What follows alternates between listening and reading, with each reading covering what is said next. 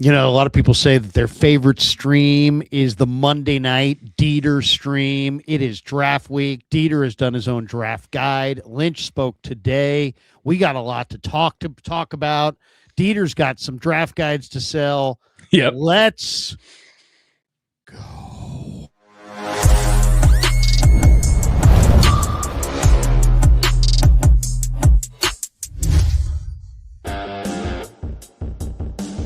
Off and running Monday night on the Krug Show. Hope everybody's having a great one. Brought to you by Pig and a Pickle, the best barbecue in all of Northern California. Check them out. They're in Emeraldville. They're in Corte Madera. They're soon to open in Petaluma, and I mean very soon. Open from 11 a.m. till 8 p.m. or until they run out, and they do run out. So get there early. Get some brisket chili. Go get some pulled pork. Do some of those house-made sausages. Everything at Pig and a Pickle is amazing. Go say hi to Damon and Mary. They are proud sponsors of the Krug Show. We really appreciate Pig and a Pickle for being a sponsor of the Krug Show, and we really appreciate them quite a bit. Also, we are brought to you by Prize Picks, and we're going to do a little Prize Picks lineup here. And not right this second or anything. No, that'd be weird. Right into it. Gotta get, hey, you know what? They need you to do it at some point. Maybe get it out of the way. I don't know. You're all right, here we go. The show is presented, but the Krug Show is presented by Prize Picks, America's #1 sports picks app. Prize Picks is super simple. You just pick more or less on player stats, even game outcomes. You build your lineup. It's available in most states, including California. If you haven't checked it out yet, use code HMA. In the corner of the screen, it says HMA. When you play $5, you'll get $50 in lineups instantly. We'll do a lineup, but we'll do it later. We're not going to do it right now. We're going to do it a little bit later. Later. We're not going to, I know you guys are excited. And also, thank you to Habbas Law. We'll talk more about them as well in a bit. But Habbas Law, they're my attorneys. They're fantastic. Omar Habbas is a California licensed attorney. Visit them on the web, habbaslaw.com. They will fight to make it right. We'll talk more about them in a bit. But today in Santa Clara, today was the beginning of NFL draft week locally. Yep.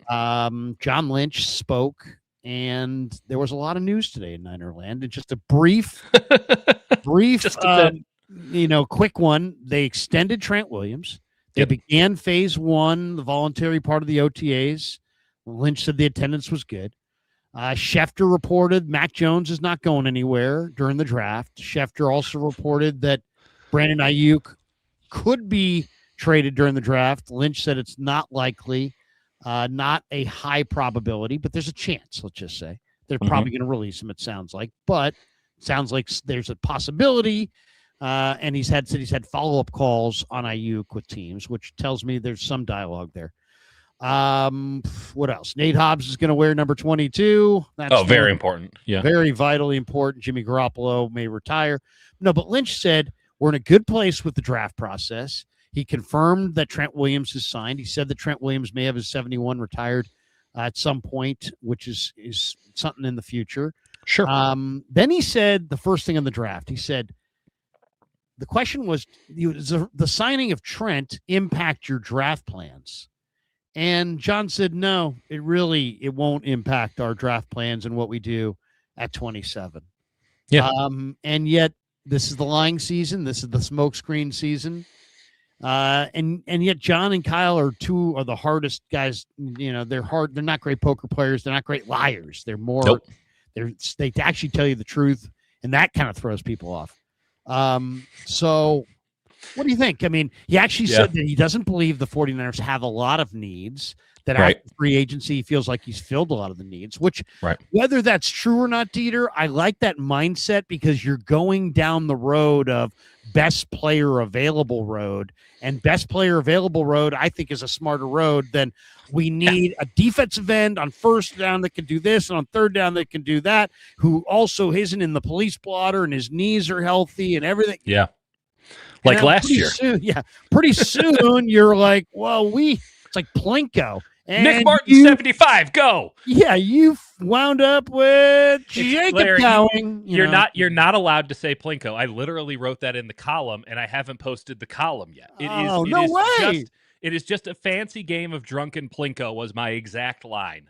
So that's annoying. Plinko would be the best way to do the NFL draft. That's how the NBA should redo their lottery. We're going to play plinko. Seriously. Okay. So along those lines, John Lynch isn't lying. I thought he was extremely forthright, and I appreciated it. And the idea that Trent re-signing doesn't change their plans is, in fact, the truth, because the plan was always that they were going to get Trent signed.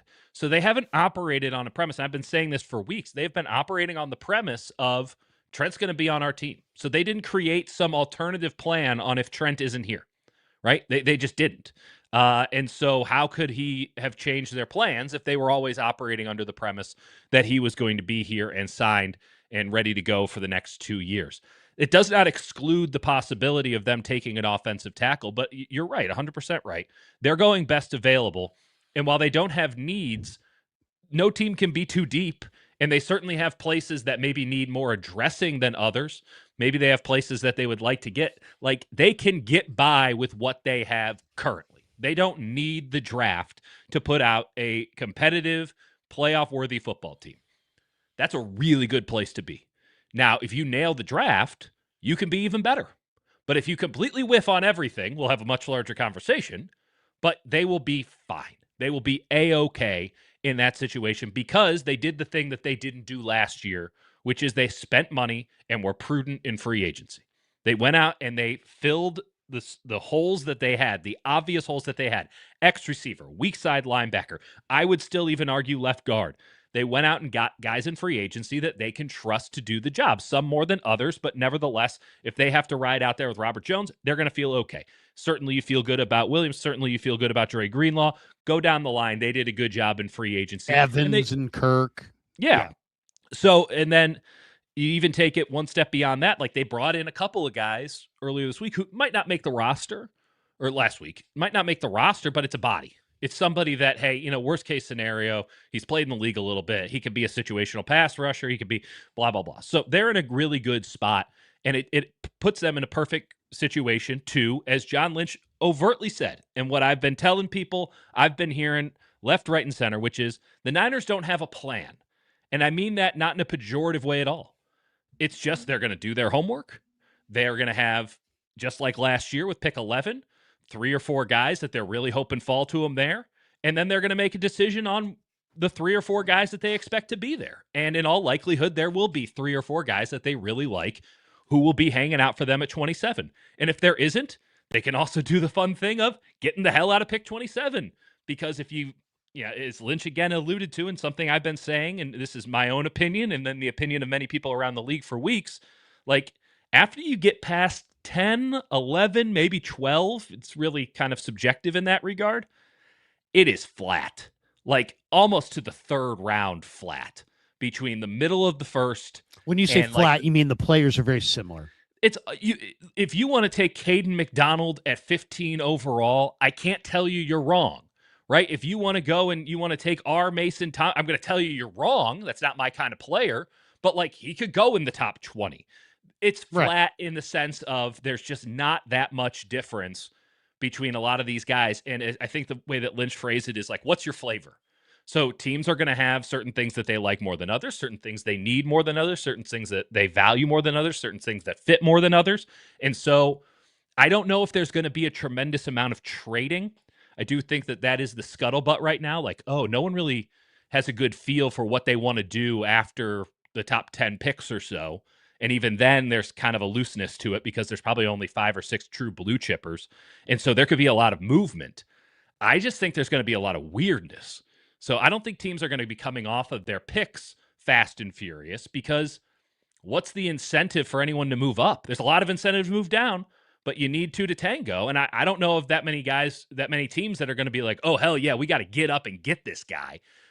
So I think we're going to see a lot of safeties, 3 first-round safeties, which is pretty standard at this point if you look at mock drafts. I think we're going to see, contrary to good logic, maybe 2 guards in the first round. All of the offensive tackles are probably going to go way earlier than we would like to think right now on the basis of, when in doubt, take the OT and take guys in the trenches. I think edge rushers that I don't value, and probably our sub-package guys might be going in the first round. And then I think the second and the third rounds is going to have just tremendous value for teams, because there could be guys that have first-round grades that if you want to have the metal and hang out, you can maybe get them in the second round and loose first-round grade. Because, again, there's just not that much difference, certainly somewhere between 10 and 15 and like 50 and 60. But then even beyond that, like the difference between pick 50 and pick 80 isn't that much either. Or pick 90, it's not that much either. Once you get to about 100, 110, cliff. It's day 3 of the draft is going to be just guessing. We usually talk about round 6 and 7 being kind of a undrafted free agency with priority, right? Like, we don't want this guy to hit undrafted free agency, so we're going to take him. And things kind of get weird there. That's going to be like round 4. There's going to be a couple teams that are like, I don't know, we can cut this guy if we don't like him in round 4. So days I 1 and 2 think are the 49ers are going to be absolutely sitting in a perfect spot with those fourth round picks, because we're going to get to there's a lot of guys that fall into that second, third, fourth range. And it's beauty in the eye of the beholder. And for everybody who takes somebody that, you're like, kind of like, really? That means some really good player potentially can fall to the fourth round. Almost all the mock drafts that I'm looking at, the fourth round is loaded with all kinds of guys that you're like, whoa, that guy could come in and start. That guy could really play a role. Now they might have some limitations, but like, if you want the best blocking tight end and you think it's that kid from the Buckeyes, he's going to be there in the fourth round. You're not going to wait for anybody. And that makes the final rounds. I mean, there's going to be guys in rounds 6 and 7 that, like, I'm not going to lie, like, I'm not going to know who they are. And I got 250 prospect reports and 400, minor reports sitting on a computer. And there's going to be names that come out that I've never, oh shit, I didn't write that guy up at all. Because it is going to be so topsy-turvy. But yeah, the Niners are sitting really pretty. 27, they can let it come to them. They probably, though not necessarily, might want to move up from 58. And again, the best move has always been down from 27 up from 58. And then those 4 in the fourth round, that's the end of the draft in effect. And they'll get their picks in if they don't do anything. But I do think they'll be moving around a lot. But I've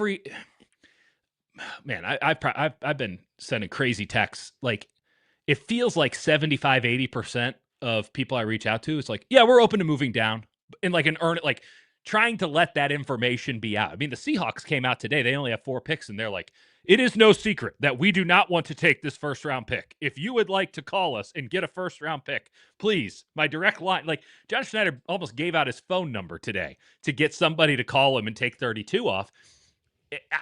They just because the same guy you take at 32, you might be able to take at 99. Right.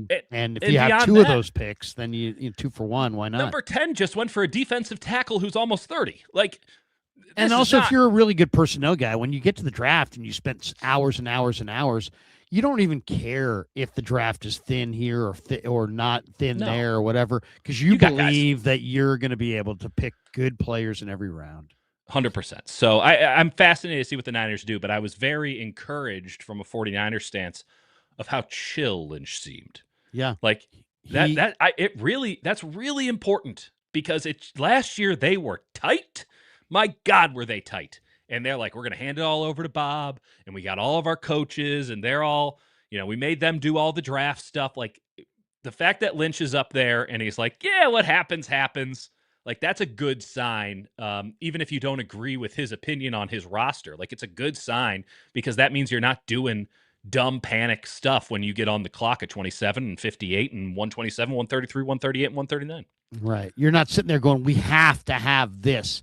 So, he was asked about drafting for immediate need or going for the best long-term player. And, people are wanting to know, is he going to take an offensive tackle basically and sit him on the bench, for a couple of years, or put him at guard if they can't, maybe the guy can play guard, maybe he can't, but that's the goal. And John's like, hey, we want to pick the best players. And then John said that he likes the depth at some of these positions. And I kind of agree with them. He thought that there's good depth at offensive line, wide receiver, and edge rusher. I don't know if I would agree with the edge rushers, but I definitely agree with the offensive line and the wide receivers. But he said you're just looking for an impact player, which I like that mindset. He was also asked, are you more apt to take a premium position, left tackle, wide receiver, edge, over drafting a less premium position? Because there's a lot of talk about safety and guard. And he's like, we need to add good young football players, period. Yeah. So that kind of told me he's open-minded. Now, one thing I wanted to ask you about, and I was as soon as he said this, I'm like, oh man, if Dieter's on tonight, I got to ask about this. I thought the most interesting part of this thing was when John Lynch, and I have it in my notes. He was basically. Is this the 25-year-old stuff? No, this was I the thought one. That was interesting. Yeah. This was the one. Let me see if I can find it in my notes. I got the transcript right here. Give me a paraphrasing. I'll give you the quote. Yeah, it was when John was talking about. Let me see, page 2 of the notes. He was talking. What the heck was it that I was just? It was really caught my attention. Now I can't find it. If only Dieter was here. Yeah. Hold on. Okay, he did trade talk. He did drafting 8 versus 10. No, where he starts getting into. At one point, he gets. Here it is. Yeah, at one point he gets into says they may go for a player that has great upside, and even though they have veterans at that position, and it was like what? Okay, and it wasn't. It was like I thought first maybe he's talking about Ionacher. Maybe they're going to take Ionacher, even though they signed Trent and they like McKivitz, and today they just signed Pleasance, and he literally said, "We like our tackle depth." Yeah. So is that a gigantic smokescreen for they're going to take Max Ionacher, who looks like an amazing talent? This guy is. I very few guys I've seen that look better.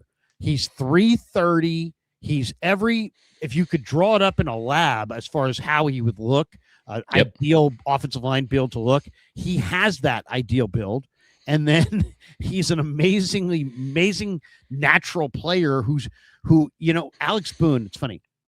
I'm doing this pod tomorrow with Alex Boone, and we did the first one last week, and he was talking about Ionacher at the Senior Bowl.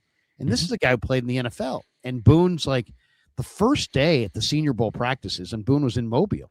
And he said they just looked really raw. Like I'm watching this guy and I'm like, this guy's awesome to look at, but he's just making all kinds of mistakes. He goes, by day 2, he was better. By the end of the week, he was a lot better. Yeah. So, think about that. We're talking about a guy who's getting better at the Senior Bowl, and just because of the instruction that he's getting there. You put him with Furster, who's a great teacher, right? Maybe Ionacher could be the guy. But the other thought I have, and it's like everybody's got a trend. And I'm like, I got to ask Dieter about this. Dieter, what do you like? Bill Belichick's trend was that he was tight with Nick Saban and he drafted Bama guys. And ultimately it was his undoing. He drafted too many Bama guys and they sucked. And too many busts. And Belichick, the GM, got Belichick, the Hall of Fame head coach, fired. Yeah. I think of John Lynch's trend. If I'm scouting John Lynch and we have a number of drafts now, we could kind of look at it. I think John Lynch is a real big fan of Kirby Smart, big fan of that Georgia program. And I think he was at that Georgia Pro Day for a reason. And I think that reason was either Kristen Miller, who's just a big, tough defensive tackle who the Niners always seem like they go for. And there's a lot of pass rush in that body for sure. There's a lot of talent there.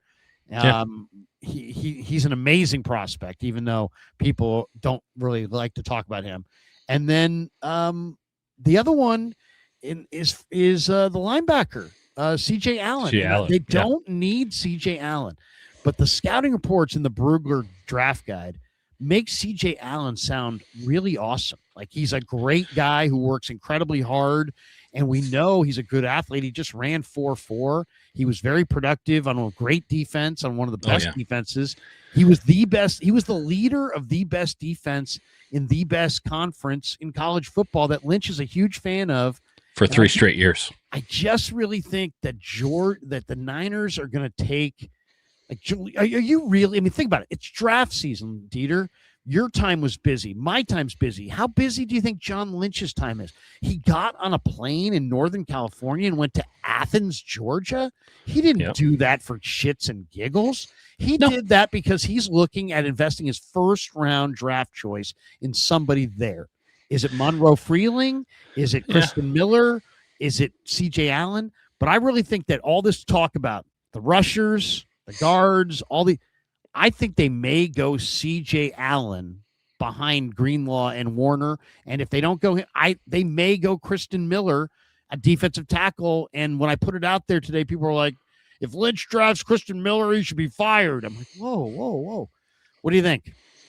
Well, I think that, he is busy. So going to a place where there's going to be 7 top 100 prospects and you have all of your picks in the top 140 is a good usage of your time, even if it does require a cross-country flight.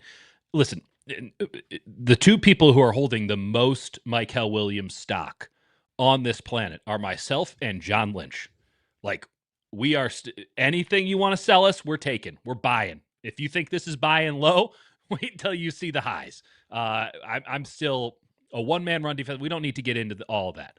So, yeah, he should be giving the benefit of the doubt, the default move to, hey, if we got 3 or 4 guys here that we like, let's just take the Georgia guy. In the same way that, the going logic in the NFL is, I like this wide receiver, I like this cornerback, and I like this defensive tackle and this end and this offensive tackle. You prioritize trenches first. If you have to do a tiebreaker, take the guy in the trench, and you worry about the skill stuff later. So I don't know if it's that much of a tell, other than, there's a lot of really good players at Georgia, and there's a lot of players that can fit what the 49ers need. Now, Allen would be a great pick by the 49ers at 27. I'm not sure he gets there, but he could. He could. It's a realistic thing. What did you have about him in the guide? I mean, some people, I know one of my buddies who's I think one of the best scouts I know, thinks that he's a defensive end. Now, another guy said, you know what? No, he's a green dot. He's a middle backer, and he's Roquan Smith with not as good an athlete, but better processing. He's been the starting middle linebacker for Georgia since his true freshman season. Like, he's a green dot linebacker. He's a Mike, and he's just going to be a very, very, very good pro. He could be all pro, something like that, but he's going to be Pro Bowl adjacent at the very worst. He's not the most fluid guy. Doesn't really matter because he's so instinctual. He understands the game so well. He's, again, started as a freshman on the Georgia defense, like national championship contender. And they're like, roll out the child at middle linebacker. So, yeah, he's pretty good. And I was kind of running through a mock today with just intel or whatever the hell you want to call it, conversations that I've been having. And he could go anywhere from like 16 onwards. It wouldn't even shock me if the Rams, who kind of have a play toy of a 13th pick that no one really knows what the hell they're going to do with, like, they could just go C.J. Allen. They could be enamored with him.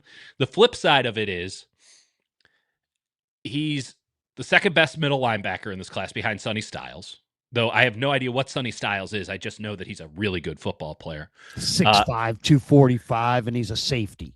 He's bizarre. He's a bizarre player. He's going to, if you give him the right coaching, he's going to be truly elite. I don't know if he's going to get that right coaching. We're going to find out. But there are 4 or 5 linebackers that I really, really like, and that it's very difficult to make a differentiation on. And I've heard all of these guys be ranked higher than the others, with the exception of the last one that I'll name. So Allen and Anthony Hill. I'm an Anthony Hill guy. It's not to disparage Allen in any way. I prefer Hill. I think that Hill's a little raw. I think he has higher upside. I think Allen has a higher floor, very high upside himself. But then there's a lot of lovers of Jake Galladay out of Cincinnati. because he's just fast and he's really big. He's tall. That matters. And Jacob Rodriguez 105 tackles too. I mean, that's always nice. Jacob Rodriguez has a lot of admirers in the league, to the point where he could very well be a first-round pick, and someone might trade up into the first round to go get Jacob Rodriguez. That could be their target, especially at 32. The other guy that I have heard love in, and this is a bit of a confirmation, it's maybe not confirmation, but they know to tell me these things because it makes me happy, is Josiah Trotter, the Missouri guy. There are some teams that really think that there's not much difference between him and the rest of them. So it will be interesting to see where, if it comes to pass, but like where the Niners fall on that, because there are some Hill teams, there are some Allen teams, there's a couple of Galladay teams, and there's a lot, and the Rodriguez teams are like hardcore Rodriguez teams from what I can tell. And then Trotter's kind of in that mix as well. I don't know if the Niners are going to be I think Allen goes first. Do they start a linebacker run at 27? And now by the time you get to the second round, there might only be one of those guys left. Like, that would be interesting. But what's interesting to me, as far as, this group of these kind of day two, guys we're talking about, Raheem Morris likes those smaller rushers. And we saw it last year with Jalen Walker and Pierce, right?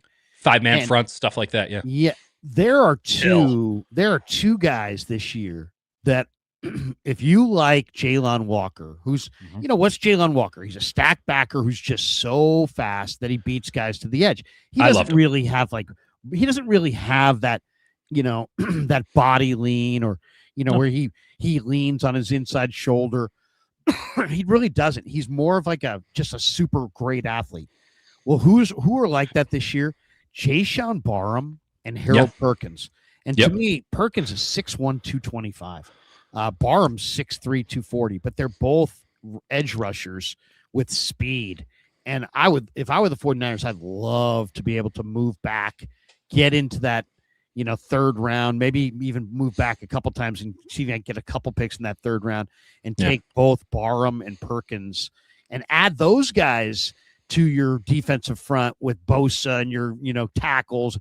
Now you've got these speedy guys off the edge. I think that would change the dynamic of their defense altogether.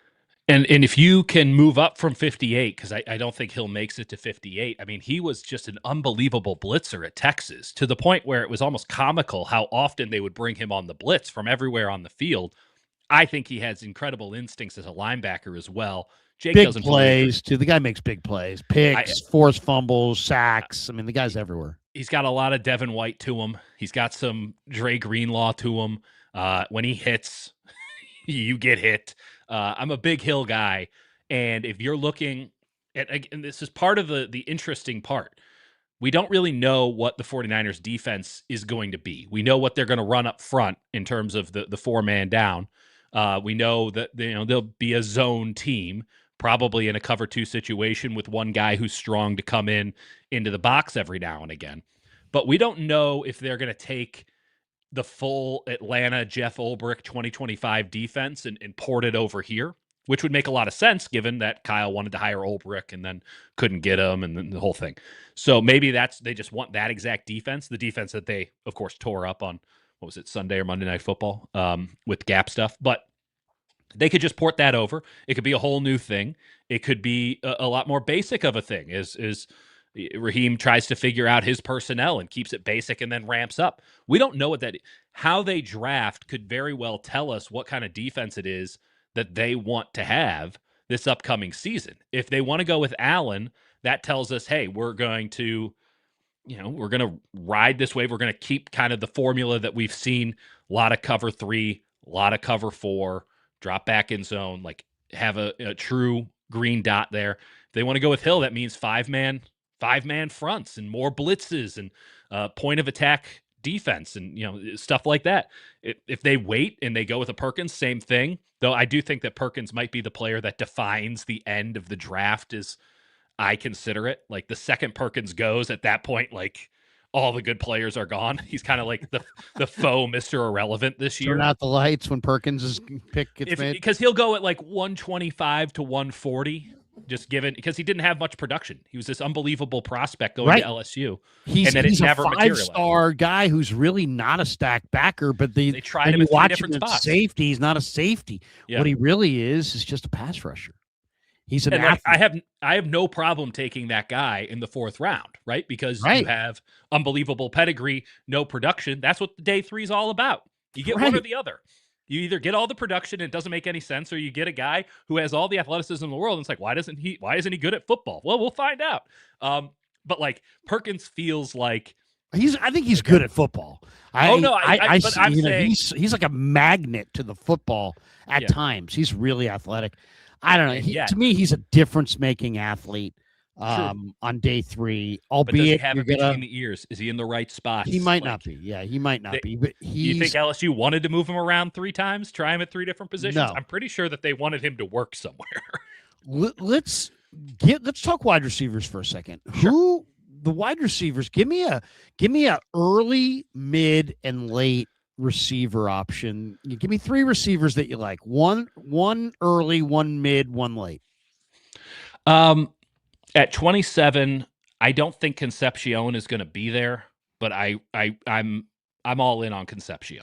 I think that he can play all 3 spots. I think that he's totally underrated as a route runner, as a pass catcher. I know that he has some drops. A lot of those are him trying to figure out how to get more yardage afterwards. Like, that's something that doesn't feel fundamentally problematic to me. That feels coachable to me. And that, frankly, would be the only reason why you couldn't take him in the top 15, which I'm not sure is he might be the 3rd wide receiver off the board, and there might be 3 wide receivers off the board by 15. So I'll go there, though. I'm a big Chris Brazzell guy. I have him as my number 2. I prefer him to Tyson even, but he's such a specific type of receiver, a true X. I just think he's going to be really special at that spot. And Tyson has the injury concerns, a little bit of a loopy route runner. The highlights are really good, but the lowlights are really kind of tough at the same time. So it's just a bit more of a gamble. Lemon is a very solid receiver, just not my type. But I know teams that he is very much their type, and he'll go in the top 20 in this draft. So I'll go Concepcion early. Middle's tricky. I have the guy that I'll throw, and I don't think this is too early to call him a middle guy. Like, I think there's something to Deion Burks that is worth exploring. The Oklahoma receiver. He is not big, but every time he touches the ball, he is big in the weight room. I mean, yeah, he owns the weight room. This kid is strong. Every time he touches, but I love him. Short. Every time he touches the ball, something really cool happens, and I think it was the Oklahoma offense that held him back. And I think he was good you got to look at the Purdue film. Yeah, kind of like Dylan Thiemann, who actually produced at Oregon, but like his Purdue film was really, really solid. Before that, just insane speed, insane strength. It's projection, but I view him as kind of like a more explosive Trey Tucker, and Trey Tucker's a really good player. So if we're talking, somewhere between 75 and 100, like that's a really cool spot for him. And then late, not the coolest pick, not the sexiest pick. Like, I like Eric Rivers out of Georgia Tech. I don't think Deshaun Stripling has gone up these boards like crazy. I'm still not fully seeing it. But how about Caden Weegan out of Iowa, who I don't think will play from scrimmage all that often outside of like true gadget plays, but immediately comes in and is one of the best punt returners in the NFL. And I think has a really high chance of being a really good kick returner too. Do you remember Jakeem Grant from the Dolphins? Yeah, really short guy but fast. He had a gait like a quarter horse. You ever watch quarter horses from like Los Al? He like had a quarter horse gait. He was like super powerful and short and awesome. Weegan's like that. Weegan's got the 99 speed, 99 agility on the video game. Like, if he sees it right, you're not touching him. It's not a question of, you're not touching him. So for a team that drafted Junior Bergen in the 7th round, Like, why not get someone who is objectively awesome at this in Caden Weegan with your last pick, wherever that might end up? Because he's a day 3 guy. And I do think that Kyle could figure out ways for 2, 3, 5 snaps a game, get him in there, and just see if he can make something cool happen. His speed and his agility and his ability to cut in the open field is so impressive that merely having him out on the field just as a gadget player will make the defense have to reckon with it.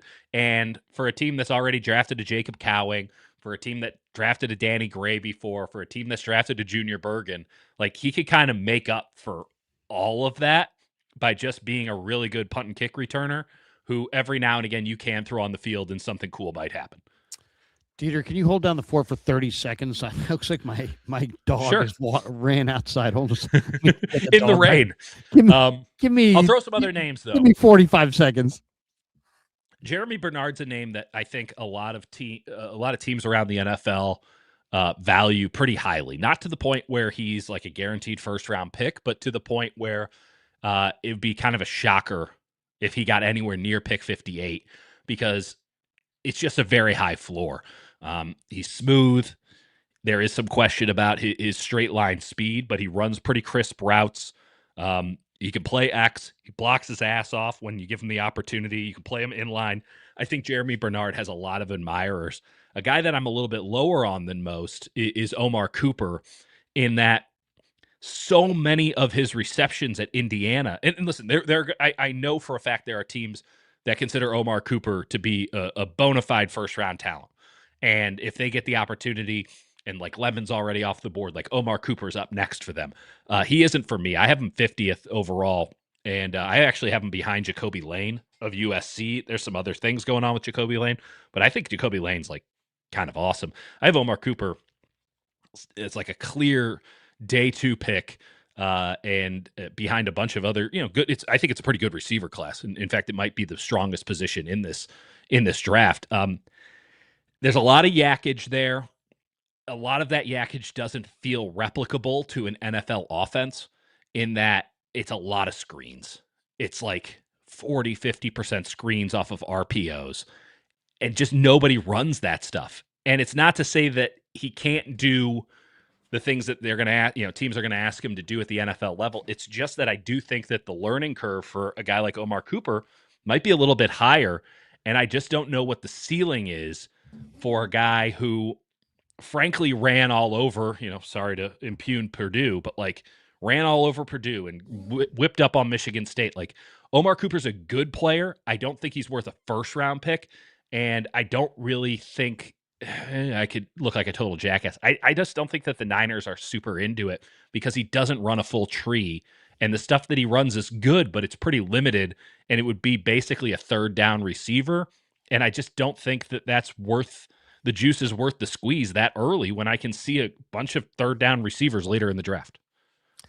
The way Shanahan described, Christian Kirk and Mike Evans as like adults, yeah, you can kind of see that he wants a receiver that's ready to roll. I think he's frustrated by the slow development of the rookie receivers. I'm sure if he's not, I am. He's always going to redshirt a rookie. I mean, the one guy that didn't really get a red shirt as a rookie was Debo, and they kind of threw him out there early. That's his favorite player ever, and it still took half a season and an Emmanuel Sanders trade to get Debo consistently on the field. So, Brandon Aiyuk spent the first year in the doghouse. Like, the Kyle Shanahan graduate school of wide receivers is a 1-year program. And unless something goes horribly wrong, like, you're not seeing the field for a year. And they have to Kyle has to really, really like you and think that you have a very high floor to see the field at all. So I don't know if he feels like Jordan Watkins has graduated from grad school yet or not, but I do know that they went out and signed 2 receivers in free agency, and that's pretty telling that they feel like at X they can go with 3 options. They can go with Mike Evans, obviously 1. They can put Pearsall back out there if they have to, and then maybe Watkins is that third option. I wouldn't be shocked if that's more the direction they went with if they did draft a receiver here. Kirk is a Z alongside Pearsall, And I guess everybody else, anyone can really be a Z if you got some movement ability. And then the flanker spot, that third down spot, like it's just sort of, we'll figure it out. We'll see who wins that job in camp.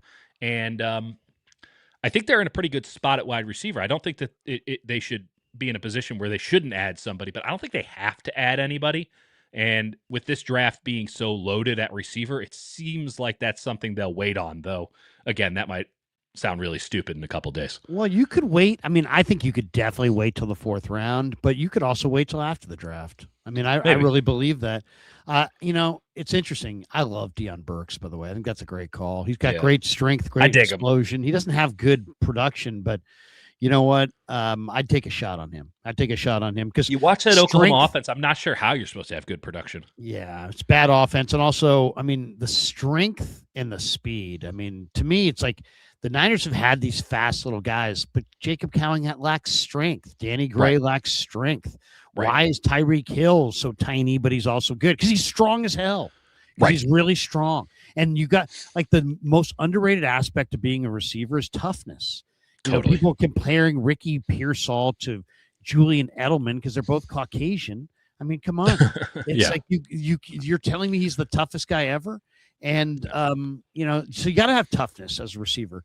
As far as this group, there's so many good receivers every year, but also there's so many busts. I mean, Carnell Tate's my favorite. I don't get the Mekhi Lemon thing. I know he's got great routes, but he doesn't run fast and he doesn't. No. He's not big, and to say he's JSN, no way. No, I don't see it. I know he's a great. Well, he didn't put up 300 yards in a Rose Bowl once. Yeah, no, I mean he's a big talent, but there's limits to his escapability and ability to separate at that size and that speed with that level of strength. To me, he seems hugely bust potential. Jordan Tyson, I think, has got injury concerns, and I think he's beautiful to watch, but he's also got a softness about him that I don't know if he's gonna last in the NFL. I would say no. I think he'll be like a boom or bust kind of guy, and maybe both. He'll be like a boom, and then he won't play very much. Omar Cooper, I think, is the best. He's the biggest non-diva of the group. He's tough. Agreed. He's real. He's going to be very good. He's just a guaranteed not to be great. And do I want to take a receiver in the first round that I think is just going to be very good? He's very sure to be good, but he's also very sure to not be great. I buy into maybe a little bit more bust with Cooper just because the route tree is so limited. And again, so much of his production was off the screens that I do think there's a little bit of a higher bust potential than people are letting on. But I don't disagree that he's not a diva, though. He's tough. I mean, he's going to block. He's a pro. He's a pro. Even if he doesn't stay on the roster. He's going to play. He's going to block. I mean, he's going to be so like if you want, he's going to contribute. Concepcion is reminds me of Christian Kirk. He's Christian Kirk. He's just years out later. He's got explosiveness. He's a big play guy on special teams, but the ball skills are just okay. And Denzel Boston's got great ball skills, but I don't think he's got the ability to separate. Separation is the number one trait I'm looking for in rookie receivers. He doesn't have that, so I can't draft him. So I don't like. That's the top 6 receivers. I mean, Carnell Tate's awesome. But Carnell Tate's really, really good. Yeah, I think people are going to overthink the Carnell Tate thing, and one team's going to be smart enough to be like, nah, he's really, really good, and then he'll just be really, really good from the jump. Oh, he's just really good. But I like that next group. I like Jeremy Bernard. I like Chris Bell a lot. I think Chris Bell is the best receiver in the group as far as at the top, because I think to me, Chris Bell is the guy. When I watch the film, you got to watch the receivers really closely, because it looks like it's all by design. But then when you go and watch them, they play the way they play. They play the way they play in college, and they play the way they play in the pros. It's like the way that Debo played for the Niners is the way that Debo played at South Carolina. And if you get what Chris Bell's doing out of Louisville, he is, I don't know what his 40 time is, but it's got to be great, because every play I see, he is just running away from the defense in the clear. And like once he gets to like 3 or 4 strides at 220 pounds, you can't bring him down. And then he's faster than he's timing. So I love Bernard, Bell, Ted Hurst. I like Hurst. I even like Antonio Williams a little bit, even though he's a good Williams route is runner. not a good fit, but he's a really good player. He's going to be a really good slot receiver, a true slot receiver. Here's the one I can't debate. This is the one that if he's there in the 4th round, I'm debating this one. Okay. Should the Niners take now in this mock, he's going in the 3rd round. Oh no. Should the Niners show interest or take Malachi Fields if Malachi Fields falls to the 4th round? He was supposed to be a 1st-round pick after he did well at the Senior Bowl, of course, because people overreacted to his catches, but then they overreacted to his 4.62, and in my opinion, they now are saying that he's falling and falling and falling. Every time I look down, he's lower and lower and lower. He's a second round keep pick. Watching more and more and more of his tape. Yeah. It's not good. he doesn't separate, but he does have great hands. There's no question about that. Where are you on Malachi? I have him 76th overall. Listen, that's 3rd round. I think that Malachi Fields could be a possible, I don't want to blaspheme, but a possible Jawan Jennings replacement because he's tough and because he does have good hands and he does block his ass off and he seems to have it going on between the ears. He's a big X though too. He'd be a truly sacrificial X because you watch some of the tape and it's like, dude, help your quarterback out a little bit. But he's like, no, I'm going to run my route. And, there's just no bag there. And anything that he wins, it's sort of a box out. I would like him closer to the ball. I would like him in the slot as a power slot. And there's a lot of guys in this draft that are kind of like, oh, if you put him in the slot, they could be good. Well, that's not good because if they're the size to play X, but they can't play X, I'm not sure how many teams are going to be too interested in it. There's only one slot. No one's running the Cliff Kingsbury offense anymore. Like there's no 4 wide anymore. People are running 2 tight end sets more than ever. So if we're talking day 3, Malachi Fields, yes. If we're talking day 2, it's kind of a harder set. You have to really, really like him. I'm higher. I don't like him on that him. much. I don't like him on day 2, but I do like him consideration in the 4th round. I don't mind it because I do see some possibility of Jennings. I compared him to Cedric Tillman. I think Jake put down he's like a vague memory of George Pickens. Like if you've never seen George Pickens, but if someone were to describe him to you, you'd be like, oh, that's Malachi Fields. But then you watch the tape and you're like, this is not George Pickens. The blocking is huge. And I do think that is something that is not discussed enough, especially once we get out of the 1st round. Frankly, it's not discussed enough in the 1st round because you just get so enamored with this highlight tapes of the 1st round guys. But you got, if you're going to play wide receiver for Kyle Shanahan, like you have to block. You have to have a willingness to block. And if you have a willingness and a frame that can block, like that's going to matter. I don't think that they should be out at all on the possibility of Fields on day 3 just because, okay, a true backup X, you give him a year. The athleticism's pretty meh. But that's okay because it's about craft. You teach him a little something. Maybe you can improve that bag a little bit. But in the meantime, 3rd down comes on and you got him up against a linebacker and he can box out that linebacker or safety, particularly like nickel. He can win those little one-on-one things and you just kind of have to throw the ball in his general vicinity and he'll get it. That's what Jennings was best at. You could play him at X. Wasn't as much fun. So maybe Malachi Fields fits that, but it feels like such a narrow band that I don't think you can use a premium pick on it. There's so many receivers. 3 sleeper receivers that I just love. And they're all listed, one at 213, one at 218, and the other at 348. Okay. Damn. Okay. And I like all 3 of these guys. Josh Cameron from Baylor. Yeah.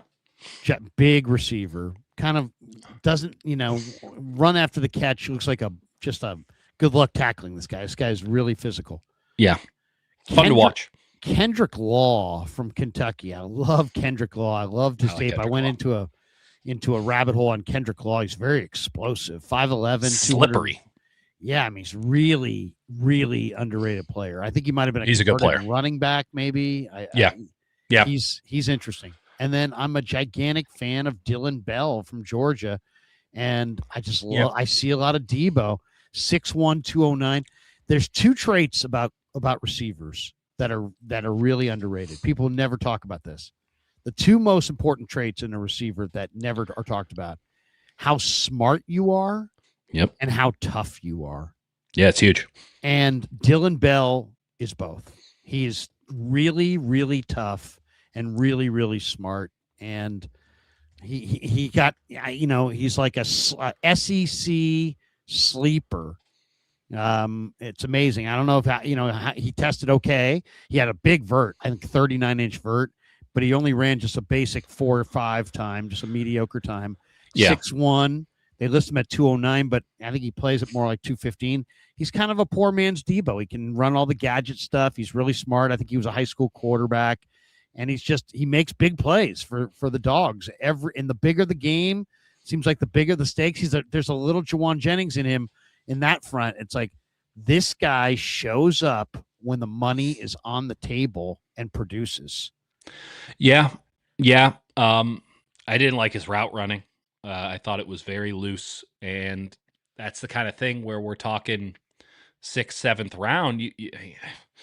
It's ridiculous to say, but like when you don't produce, and then you look at the route running, you're like, maybe that's why you weren't producing. So how are you going to produce at the NFL level if you couldn't do it in the SEC? Immediate red flag for me is like Debo comps. There is but one Debo. We have tried and tried and tried, and we have failed and failed and failed. It's like the Charles Barkley comparisons in the 90s. Yeah, he's like Charles Barkley. Some guys are one of one, and we can appreciate the yak ability and all that, but like there is but one Debo, and there is but one George Kittle. Like there are certain players, and Amon-Ra St. Brown should be considered in this realm. I don't know about JSN just yet. Unbelievable player. I'm not in any way impugning him. Maybe that is replicable. But like everyone, I'm trying to be an Amon-Ra St. Brown guy. Like, dude, define what that is. Oh, I just want to have middling athleticism, but somehow always be open. Okay, so you're not a crisp route runner and you have questionable hands, but somehow you're going to be Amon-Ra St. Brown. Like, no, he's a one of one, and just be the one of you. And when when I read some of these scouting reports and stuff, when I watch it, and this is why I tried to get as many, and a lot of the guys late in the draft, it's tough because you start to get some opinions just sort of back of your mind, right? You've already heard about, you're watching this guy because someone mentioned him, or you're watching this guy because he showed up in a scouting report somewhere. It just came up in conversation or something. And so you come in with a bit of an anchor as to what he's supposed to be, and then you're like, I don't see that at all. Now you're comparing it to something that's not fair. I liked getting through 200 or so players without mock drafts, without, the beast or whatever, like without hearing anything from anybody, because one, you find out you have some very different opinions. Two, you get some guys who, when these mock drafts start going, are day, 3, 4, and then, hey, look at that. They're first round picks now. Like in that conversation with Bell, I came to him very late. Dylan Bell came to him very late. And again, I heard the Debo. It's like, this guy's Debo like, and you watch it and you're like, there's no Debo here. Like, this is not Debo. Like he's 6 foot 210. We're already not in Debo territory because Debo was playing at like 230 and it didn't produce in college. You can hold that against the Georgia offense. I think that's fair, but we don't have, do we have that same conversation about Zachariah Branch? Do we have that same, I guess I have that conversation when it pertains to Oscar Delp, but like it is. Georgia did kind of use their guys in a screwy way. I will say that I'm Delp not a fan is a of their major offense. talent with 4.48 speed, and they never really threw it to him. And this guy's really dependable, Dylan Bell, and yet he only plays in like big drives and big games, and then they've got other guys. They sometimes gave away, runs to Cash Jones or whatever. Yeah. Why? They have like all these 5-star running backs. Why the hell would you ever? But my point is this: like, when you watch Deebo bizarre. Samuel at South Carolina, Deebo Samuel was the son. Oh, he was awesome. Yeah, he was everything. He was their entire offense. And at some point, it would have been nice to see somebody who's compared to Deebo Samuel look like the team realized that guy's really good. The team that he was on. I don't care if it's Georgia, South Carolina, or Toledo. Yeah, I'm not saying he's Debo. What I'm saying is you can use him to run the same gadget plays that you ran for Debo. Yeah. Which I don't know that anybody they don't have a tough guy like that. No, they don't have a wide back, and I do think the emphasis should be on wide. Like they don't have somebody who it's just like just put the ball in his hands on a little, quick in and see what happens. They don't have that guy. That would be nice to have, but you also have Christian McCaffrey for whatever that's worth in this day and age. And the offense has evolved. Like Deebo Samuel was not as productive with Brock Purdy because Brock Purdy doesn't run that offense. Brock Purdy wants to throw it to the outside. Brock Purdy wants to operate on timing. Jimmy Garoppolo wanted to see you, hit you. Like, you know who would have killed with Deebo Samuel? Mac Jones. Because Mac Jones doesn't care if you're hitting your right depths and stuff. Mac Jones is a feel quarterback in the sense of, oh, we're just playing catch. If I see you, I'll hit you with the ball. Like I can adjust my throw. Brock Purdy's a timing quarterback, and neither of these is the right way or the wrong way to do it. It's just different styles. You could throw 99 miles per hour, or you could throw 92. If you can get the guy out, it doesn't matter to me on the mound. But Debo was just like, I'm here, throw me the ball. I'm right over the middle. Jimmy, hit me. And Jimmy's like, I'm looking right at you the entire time. So the ball's coming your way. And they made things happen that way. Same thing with Kittle. He just did it from the opposite side of the field. Whereas, again, with Brock, he wants to have those deep developing routes. He wants to throw on timing. He wants to deliver it before you've come out of your break. Again, when we're talking about a guy who's not a good route runner, who catches the ball with his body, and who at no point at his time in Georgia, and we're talking about a 6th, 7th round prospect, so this is totally unfair to Dylan Bell, but like a 6th, 7th round prospect who at no point was like the man for even a game at Georgia. It's just, again, I mean, I think he's more of an undrafted free agent, to be honest. Now that's some fun. We could open up the but like, and by the way, they don't even have a 6th or 7th round pick. Like, he could be a fun undrafted free agent. You never know. Who makes the team? See, here's what I see with Dylan Bell. I see a guy who, you're right, there's some flaws there, but I see a guy that, unlike some of these receivers, is cool. I think this is a guy who's going to step in and actually be able to contribute. Where some of these guys, I think, are going to take time. It's going to take time, right? And I'll give you Niners that. Niners are going to rush, so they're looking for guys, somebody that can contribute right now. I want to get your thoughts on the running backs, but let's do our prize picks lineup. But before we get to, there it is. Thanks to our good friends at Habbas Law.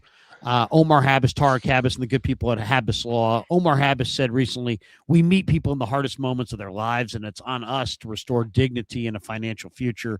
So, I mean, when you're calling a personal injury attorney, usually something terrible has happened. There's traumatic brain injuries. Somebody's lost a limb, spinal cord damage, all this, you're skiing and all of a sudden, you're in a terrible accident.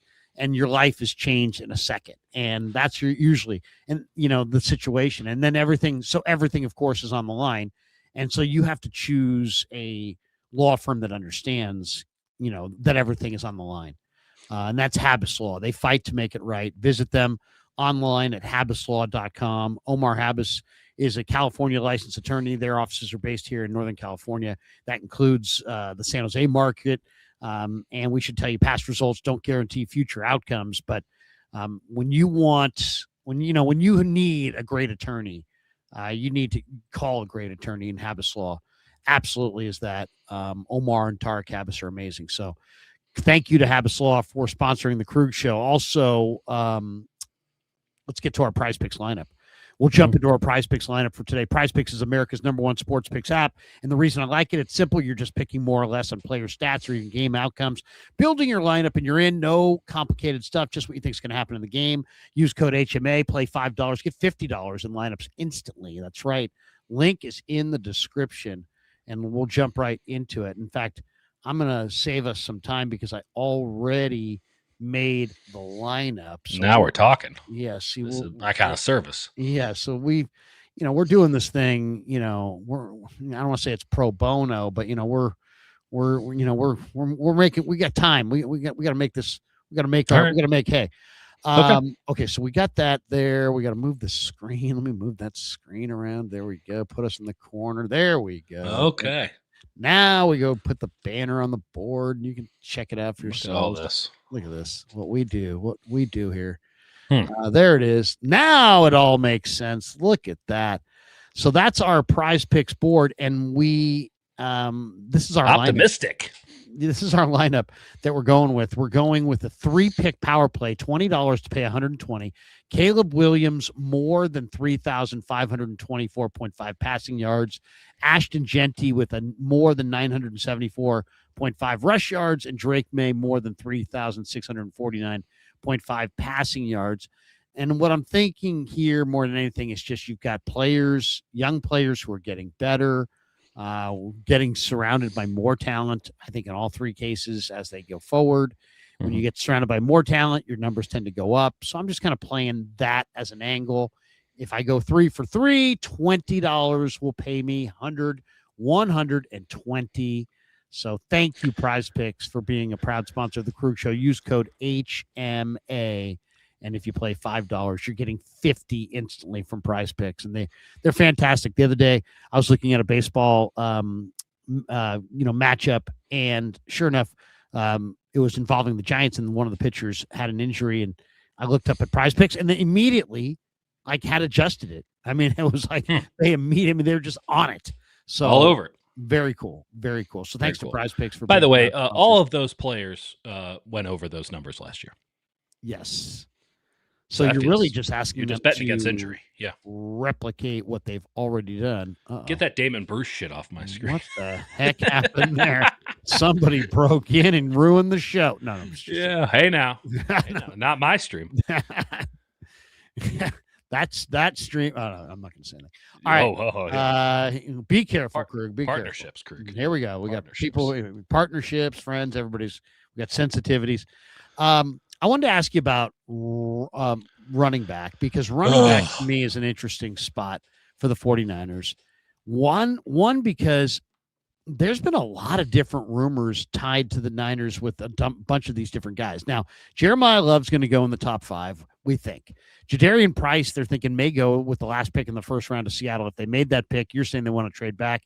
They probably want to get both Jadarian Price after trading back.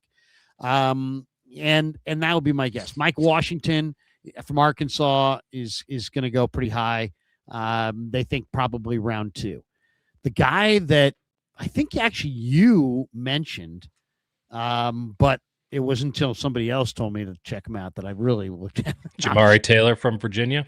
No, Jonah Coleman. Were you talking Jonah Coleman one day? No, I'm not a big Jonah Coleman guy, actually. Oh, okay. So somebody was on here talking Jonah Coleman. The analytics guys really like Jonah Coleman, and I get what they're talking about. And then you watch the tape, and you're like, nope, not for me. Yeah, I mean, he's a between the tackles, one cut runner. I kind of like him because I kind of like the story. He's a Bay Area kid or a NorCal kid. He's from Stockton. He went to Lincoln High. And he's 5'8", 220. But he's definitely an inside runner. He's not a home run hitter. He's more of just like a guy that's just going to keep plowing between the tackles. And he's a third down short yard. He's Sammy P. Ryan is who I compared him to. Okay. I think he maybe has a little bit more explosiveness than P. Ryan. I just did not find it. I couldn't find it. He's definitely not for everybody. But so there's people that like him. There's a lot of people that think that Emmett Johnson is a great fit for the Niners because of his ability to catch the ball. I will say this, he's the toughest 200. This guy is, for 200 pounds, I mean, he basically weighs 200 pounds. He's pretty jacked for 200 pounds. I mean, this is the most impressive physique 200-pound guy I think I've ever seen. This guy's really jacked. I put on the, well, I mean, as far as you got to have some strength to you. This guy did every single drill at the combine. He took no plays off at Nebraska. He's a tough kid. So I'm just saying, though a lot of people think he's a third down scat guy, I think he's more than that. Coach likes Katron Allen and says he's a good fit for Shanahan's system. He's very slow. Nick Singleton's very fast, and a lot of people think that he's a good fit because of that. I've heard people say that Claiborne would be a great outside zone runner. I've seen Le'Veon Moss. I've seen Eli Heidenreich. I've seen the Niners supposedly have interest in Jamari Taylor, who has what I would say maybe is the best contact balance in the class. I think his contact balance is off the charts. Yeah, that's okay. Yeah. Kalen Black is I've seen tied to the Niners because of his blocking ability. Jam Miller because of his blocking. There's a lot of different runners. And to me, there's some interesting guys. I like Kajon Owens from FIU. I really like Terrion Stewart, the short little Vatek runner. And I love Jamal Haynes from Georgia Tech as just like, day 3 undrafted guys. And I even kind of like the guy. I like Davin Booth from Mississippi State. And I like Barika Pinu from North Dakota State. So there are some interesting backs here. But what do you think, Dieter? Is there a day 3? Niners are not going to go running back until the 4th round. But is there a running back that you see as a good fit for them? Because something tells me if the right guy's there, they're going to go with him. Who is that right guy? There is, to answer your question bluntly, I don't see one. I really don't. I'm kind of in on Le'Veon Moss just as a concept. Just kind of big. It's kind of, just kind of Jordan Mason-y, if that makes any sense. I hate this running back class. I love running backs. They're my favorite position. They're easy to evaluate. The stats mean something. It's in your face. For as hard as safeties are to evaluate, for as hard as like day 3 corners are to evaluate, as hard as wide receiver, how detailed you have to be in evaluating wide receivers, like running backs, like two games, you got it. Like I get it. I understand what's going on here. And this class, and so that usually leads me to having like 4 or 5 guys where I'm like, hell yeah, let's do this. Is awesome. Like I can find you a day 6 guy, and I'm gonna love him like Larry loves day 6, round 6 guys. Right. I hate this class. I don't feel a thing for any of them. Nothing. I feel nothing towards these running backs. So you could there's a bunch of guys, and they're all just in a big pile of whatever. Not one of them stands out to me. Even Claiborne, the one guy who I thought I was feeling something towards, way too many fumbles. Can't overdo it. But when we're talking about like Washington, whose tape was just... He had 10 fumbles career. So meh, Mike Washington's tape at Arkansas. And you're like, okay, so we're just going on spec? Like, cool. That doesn't really work for me at running back. That's the most... It's the same thing with linebacker. Like, you can't give me a linebacker who's got all these incredible traits and then doesn't play good linebacker. Like, that's a feel position. That's a toughness position. That's a vision position. I feel nothing towards this class. So if I had to go with somebody on day 3, give me Le'Veon Moss, because I feel like, speedy tank is worthwhile. What do you think of Adam Randall, the Clemson converted wide receiver? And, he doesn't have good hands, which is why they took him away from being a wide receiver, but he's 230 pounds. Yeah, he's a thick boy. I don't see anything really other than his weight. Fun player. He's fun to look at. It looks different. That's interesting enough. You can maybe like talk yourself into being like a really slow Cordell or Patterson. Like that just doesn't do it for me. How about the Navy kid Heidenreich? Everybody loves too small. Yeah, he's very. They're saying he's McCaffrey, but he's 198 pounds. Yeah, McCaffrey's like 210, isn't he? Or 215? Makes no sense to me. Again, it's kind of like the Devo thing. Like, what are we talking about? You can't just What about Katron Allen? Where are you on Katron Allen? Because Cosell likes Katron Allen, and Cosell knows a little bit more than obviously the average. Yeah, no, I love. He's 220 pounds. He's always been This is a tough kid. I will say this about Katron Allen. It's like Singleton is the guy with the speed and the impressive stats, but Allen was the guy that actually ran for the first downs. I mean, I watched Penn State. This was the guy that ran for the first downs. I mean, this is their better guy. I mean, this was their more useful guy. I don't know. Singleton's probably the better athlete and big, he's got more explosion, but this guy. But who do they trust? This was the better runner, right? Yeah. No, he's the better running back, at least in my eyes. I think Jake actually disagrees with that. Really?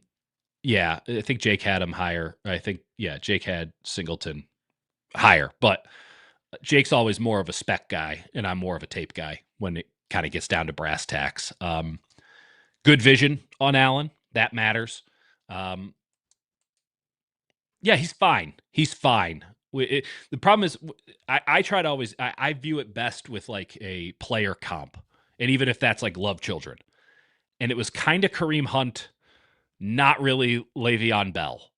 So like, I want to say nice things. I want to give him a very good comp. But even then, I'm like, yeah, kind of, maybe. I'm equivocating on a comp.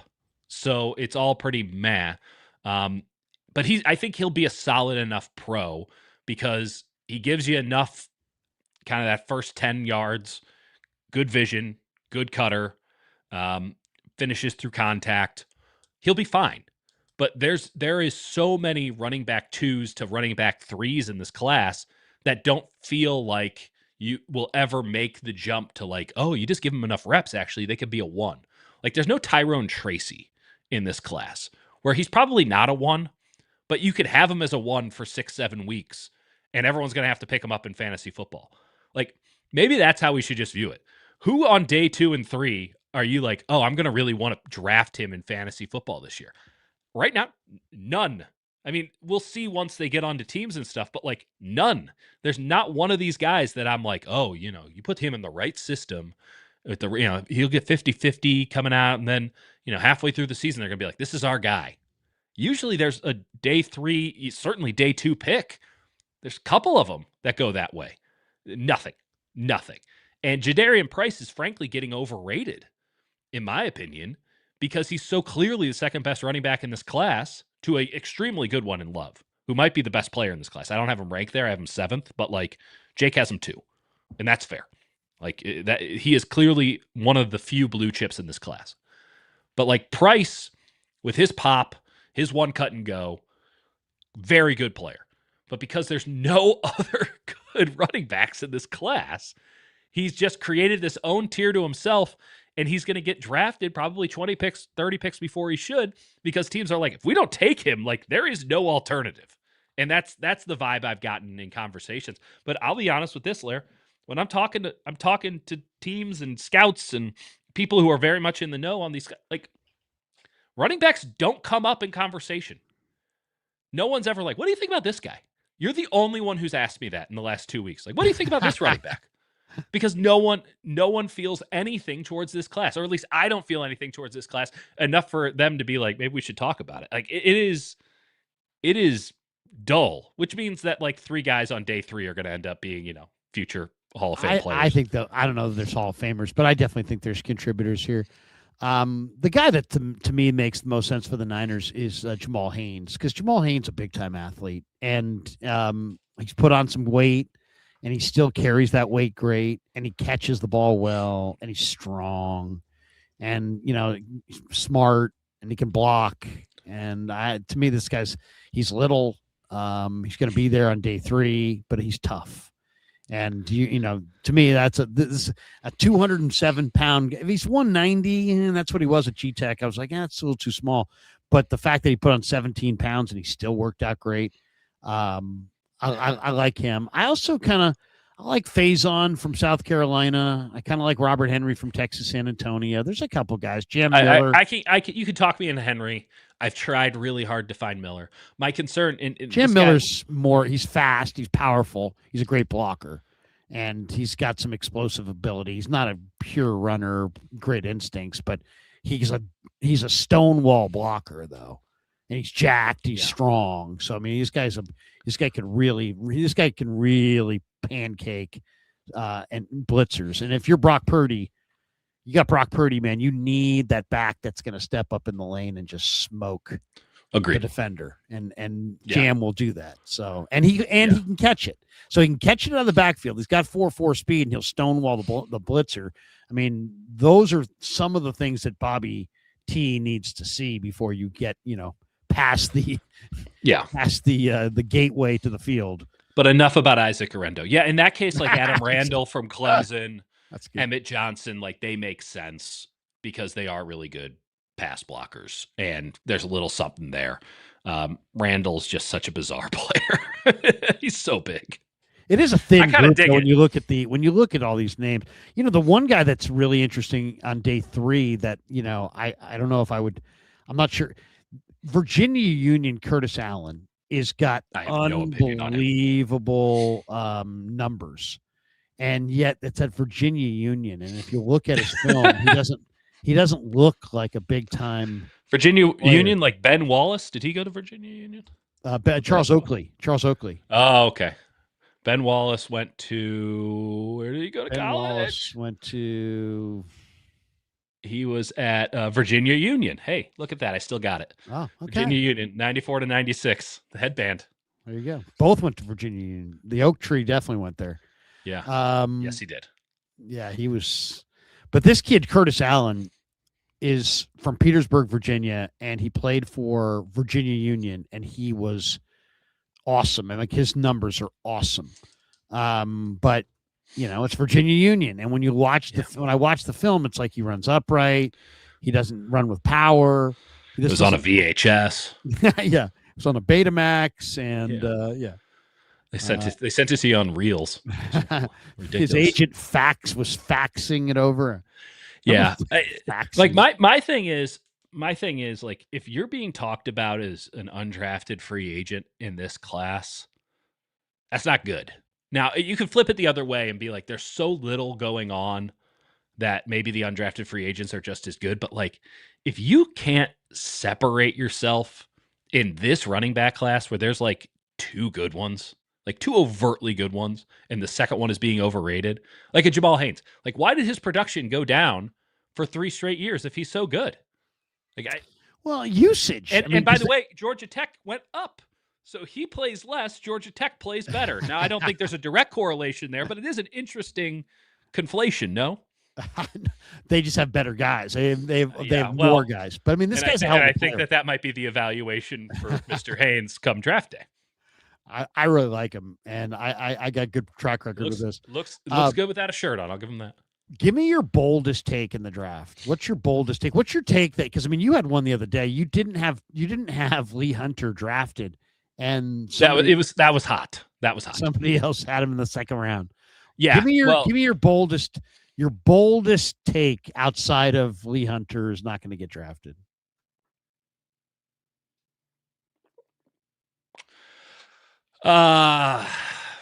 Do you have a super 2 different bold routes? one? Oh no, I do. I'm just wondering if I want to share it. It's that bold. Yeah, I think Ty Simpson might be a top 10 pick in this draft. You think he's worthy, or you think somebody's going to do Never that? said that. I think someone's going to do it. Gotcha. I think Arizona's going to do it. So somebody's going to flinch. In other words, on Ty Simpson. I think 1-year starter, really a half-year starter.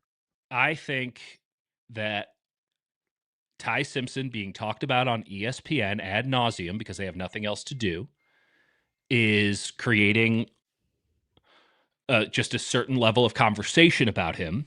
And I think the Rams at 13 with a plaything pick is scaring a lot of teams that might be Ty Simpson curious. And I think it is in particular. So how about this? I know that Arizona has called Seattle about 32 and that there might be a deal ready to go so that they can get Simpson at 32. That was arranged a while back, like maybe even a month ago, that like the groundwork's there. Should things pass out, like we're good to go on that, which is a big deal. Like you're trading in division for a quarterback, but like Seahawks got to do what they don't fear anybody. So I think there's going to have to be another sort of trade. If they really want him, though, come on, you're going to. They got to go above. They got to go above 13 to get him. I think is what they think. Of 13, I was going to say in front of Houston because I think Houston's questioning C.J. Stroud. Also, Miami picks 30. Miami picks 30 though. I don't know. Who the hell's Miami's quarterback? You mean the guy that they just signed, Willis? Right, but I mean, Their come on. their quarterback is Arch Manning next year. Like they're rebuilding an entire team so that they can be in that. Same thing with the Jets. Like there's some concern with Jets. I think are 16th. There's some concern that they could take Ty Simpson and try it for a year, and if it doesn't work out, whatever, because they have so many picks. There's some thought that there's the Rams thing is just looming over everything. No one knows what the Rams are going to do at 13. They could go in a bunch of different directions, and their like of what Ty Simpson does is documented. So, and I think vetted. I don't think that the Rams let stuff out that they You don't think that Ty Simpson may go 13? I think he's going to go above 13. I think that the Rams have made it pretty clear that they could take Ty Simpson at 13, and that someone who's going to have to get him. I just think that there's more love for Ty Simpson than I would have ever given him. That's my hot take. That Ty Simpson goes top 10. Well, he had a great year. There's no question. It was a great year. 28 touchdowns, 5 picks. He's my like third, fourth quarterback. Like I just don't get it, but it doesn't matter what I get. He's just a fresh faced kid. That's all. He's a fresh faced kid who came out of Bama. He's a sharp kid, but I mean, he played well at the early part of the year. They made adjustments. Then he sucked. He struggled after that, and it's like did nobody notice that he was struggling? I mean, he looked good early, but he didn't look good late. But you know what? It's funny because Nussmeier I like more, and Nussmeier looked bad early and late, and so there's a lot of love. There's a lot of love for Nussmeier, but not like first round love. Yeah, like, he's got the small hands, so I can't go with the small hands. But he is a son of a coach, or son of a scout, right? I guess, or whatever it is. So he's a football family guy, and he does have good movement in the pocket, and he can kind of zing it around a little bit. He's not a unbelievable. He's not an unbelievable thrower, but you know what? The ball comes out, and he seems like he actually looked pretty good, I thought, at the Senior Bowl, and I was shocked because he looked so bad against Florida. I was there against Florida. He looked terrible. We could not keep drives alive at all against a Gator defense. It was okay, nothing more. And so somehow whoever LSU's offensive coordinator is, that guy should just quit. Well, they all got fired. So terrible. Again, I don't have Ty Simpson in my top 100. So, but it doesn't matter what I have. It matters what I think. If a bold take can't hold it against me, but if it happens, I get to take a victory lap. Ty Simpson, top 10. Top 10. Wow. Okay. That's bold. That's very bold. I mean, I could give you more detail on what I think is going down. Go ahead, please do. I think Kansas City and Arizona are going to trade first round picks, and I think Arizona's going to move down to 9. I think Kansas City's moving up to 3, but you think they're moving up to take a tackle. I think they're moving up for Ruben Bain. I have not heard that smoke. I think that Ruben. Here's another fun one. I mean, who's their replacement for Chris Jones? I mean, they got to have somebody up front. I think that the 3 best players in this draft might go 6, 7, 8. And I'm not even sure on 8, but it might. I think I was just doing it. Who do you like? Who do you think are the best players? I think the 3 best players in this draft are Carnell Tate, Josh Downs, and Bain. And I think that they could go 6, 7, 8. That's with a million permutations, and this is operating on my thing I'm giving away tomorrow, the stream that we're doing. But the Ty Simpson thing, the amount of conversation about Ty Simpson should have died by now, and it hasn't. And I'm not talking about ESPN. I'm just talking about, text fingers. There are teams that clearly think that he's the truth. And if you think that, you and I were both Michael Penix guys, but there were a lot of people out there who thought he was like a second-round pick. Well, they got taken 8th because it just takes one team to think it's the truth, and that team can be spurred on to actually make that pick because they think, actually, this guy thinks that he's the truth too, and if we don't take him, they're going to take him, and he's going to be in our division. And if Arizona thinks that Ty Simpson is as good as at least their head coach thinks that he is, they can't wait. They can't find out if the Rams take him or not at 13. So the Rams have at least made it clear that they are willing to, which means that Arizona has to be ready to pull the trigger. And they're not going to do it at 3, but 9 for them, a lot more palatable. That's the hot take. I like it. Where did you have Caleb Banks in this thing? To me, he's a major wild card because Caleb Banks, the defensive has tackle out of Florida. he's 6'6", 330. He had a foot problem, but then he went to the Senior Bowl and he wrecked shop. Yeah, I had him 54. Tankathon has him at 31. Listen, you think he's going in round 2 that deep in round 2? Wow. The foot thing's a real issue. He had a foot thing beforehand, and then he gets another foot thing, and it's like, dude, I don't know. Maybe Bill Walton's voice is in the back of my head, like, big man, when the feet goes, it all goes. I know. He left by that motto. The combine, he said his cleats were agitating him. What? That seems bad. That's not good. Those are the thing that you need. Those are the one thing that touch the ground. Listen, the other thing about Banks, and I know this is a concern, is that he can't seem to actually tackle anybody. He's everywhere. He is omnipresent. He made 6 tackles last year. Just 6? That doesn't seem like a lot. He just doesn't. He doesn't seem to tackle anybody. So if you run into him, that's a real problem. And you will run into him because he is in the backfield. He's making stuff happen. He is a disruptor. But is he a finisher? And with the foot thing and that, it just, you have to buy yourself some cushion as a team if you're going to take him, because he is such a boom. He is such a bust. He might be the single biggest boom or bust player. He could be the best player in this draft. Like that is not an obscene statement. Like, it's probably not going to happen, but he has the talent and the ability and the size. They don't make people like this, where he could be 3 years from now. You're like, oh my God, Caleb Banks. He's like the Jordan Davis or Chris Jones, or like, he's just unbelievable. What, like, perennial Pro Bowler, all pro caliber player, like the singular force on a winning team. He could also be Javon Kinlaw. Like, it's the same. So if you take him at 15, you're going to look like an asshole half the time. And if you wait and you take him in the second round, you're like, it's a second round pick. Kind of like with Alfred Collins, except with way more upside and way more downside. So that I when I was doing the big board, I'm like, he has to be around 50, just around the 50th spot, because again, the bust is such busting. Like, it sounds hilarious, but like, the red flags are so red. They are deep crimson. But the green, the stuff that you like, it's so much better than anybody else's. Like, he makes Caden McDonald, who I think can go top 20 in this draft. I don't think he will, but I think he could.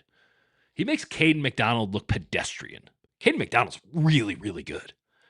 And like, anyone who gets him is going to feel really solid about it because he has a very high floor. It's funny you said that, because Tankathon has the 49ers in their today mock draft taking Caden McDonald at 27. Yeah, why not? I mean, if you could take Christian Miller there, you could definitely. Caden McDonald's better than him. Caden McDonald's a better run defender, but Christian Miller has way more ability to pass rush. Caden McDonald's is going to be theoretically. That's the other thing. I mean, you want to play the run stuffer. I mean, Caden McDonald, I don't think has the upside to be a pass rusher. I'm pretty sure Christian Miller's going to be better as a pass rusher than he's been thus far. I hear what you're saying, though. Christian Miller had 1.5 sacks this year, and Caden McDonald had 3, and Caden McDonald is probably the preeminent run stuffer.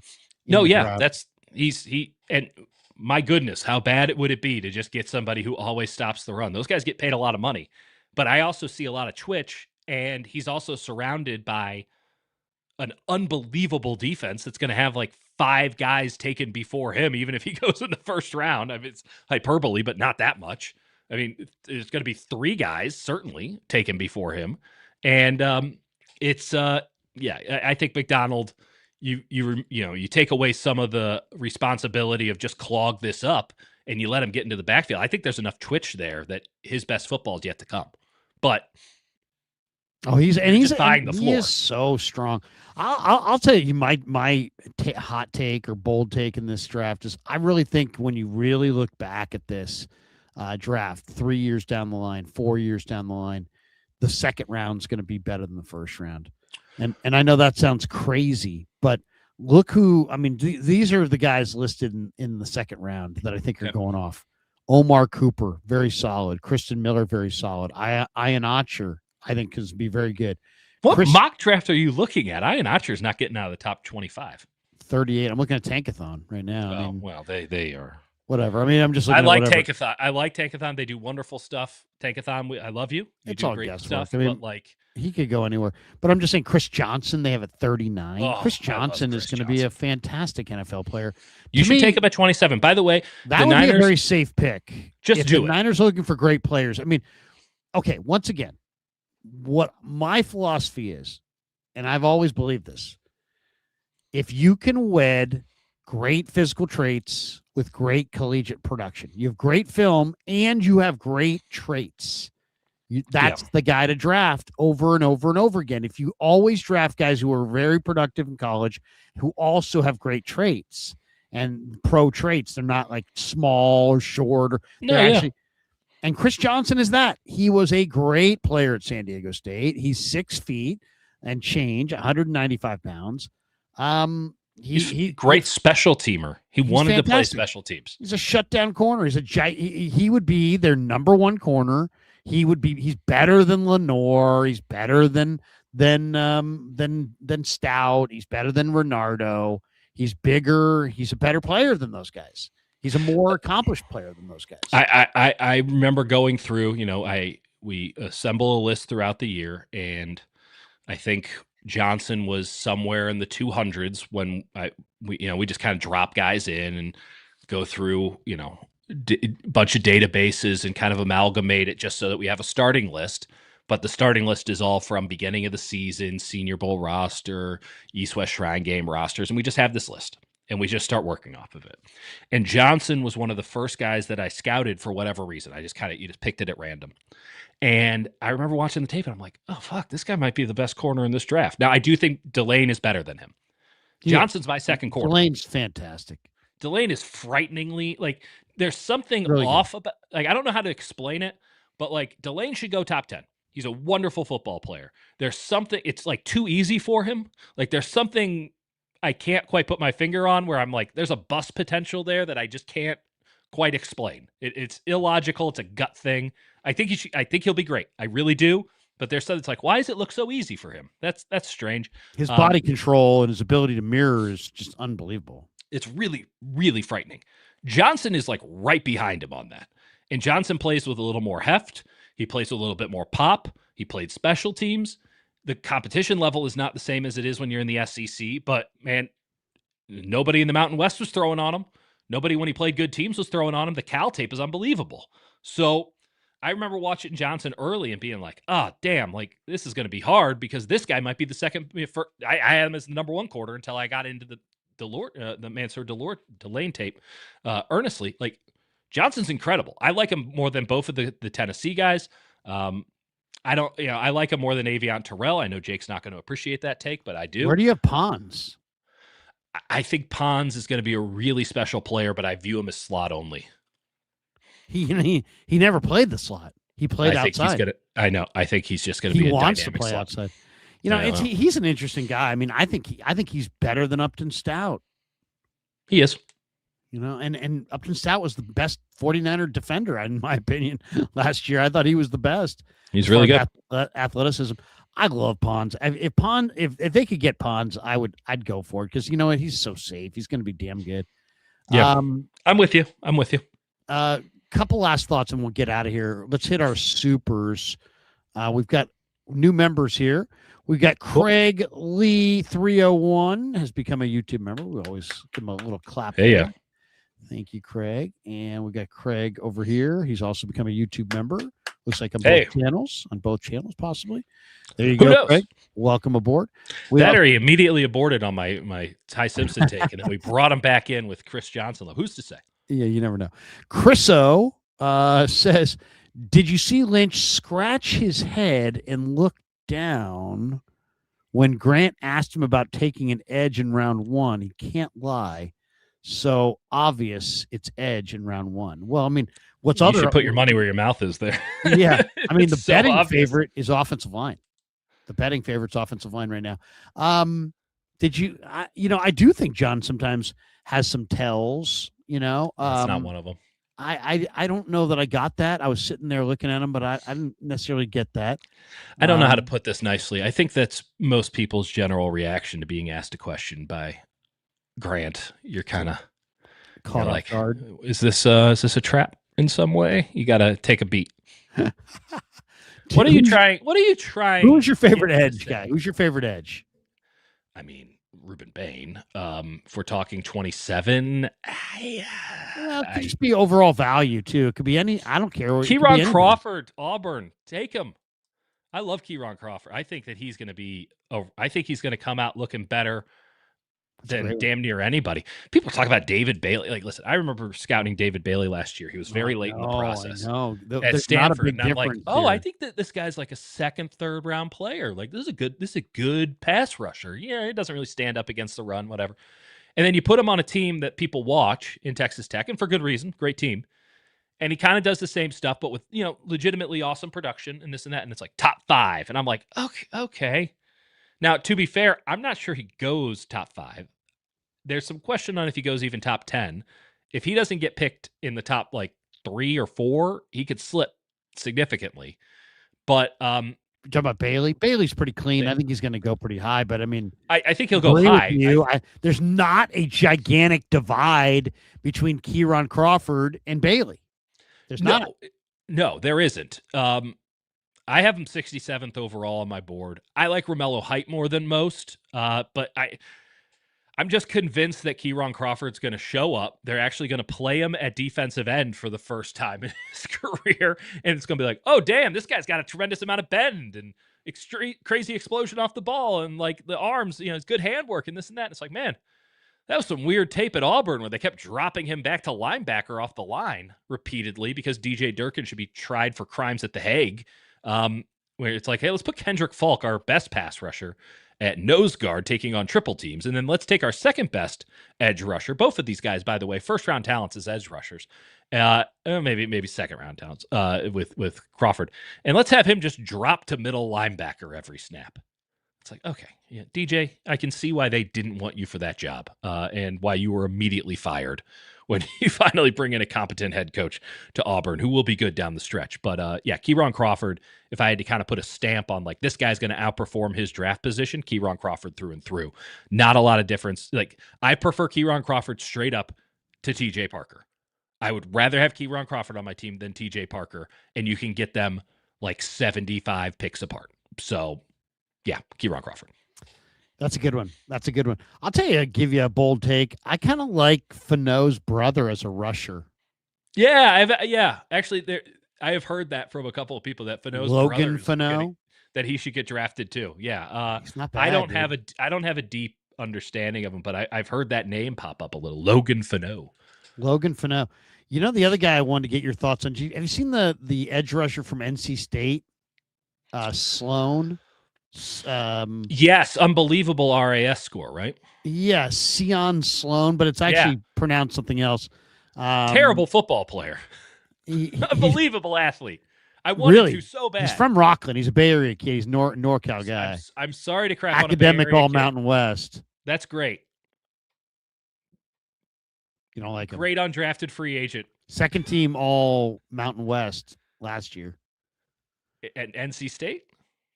At all Mountain West in 2024, I should say. Yeah.